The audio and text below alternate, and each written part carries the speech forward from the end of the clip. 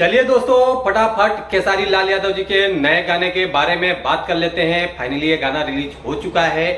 गाने का बोल है हसेलू का है, जो कि बहुत काफी अच्छा गाना है।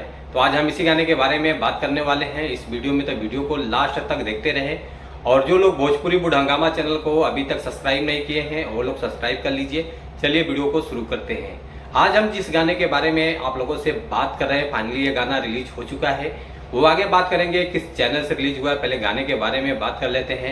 जो कि ये गाना काफी अच्छा गाना है। गाने का बोल है हसेलू का है। इस गाने को गाया है खेसारी लाल यादव जी, सविता यादव जी, जो कि बहुत काफी अच्छा रिस्पॉन्स मिल रहा है।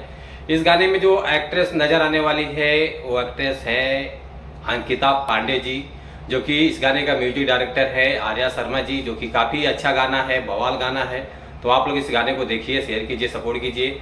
और इस गाने का जो अभी तक रिस्पांस मिला है 72,000 व्यूज आ चुका है और अच्छा खासा रिस्पांस मिल रहा है। तो आप लोग सपोर्ट कीजिए। और ये गाना आप लोगों को देखने को मिलेगा फालतू इंटरटेनमेंट चैनल के द्वारा इस गाने को रिलीज किया गया है। तो आप लोग प्यार दुलार दीजिए इस चैनल को और गाने को ज़्यादा से ज़्यादा लोगों तक पहुँचाइए।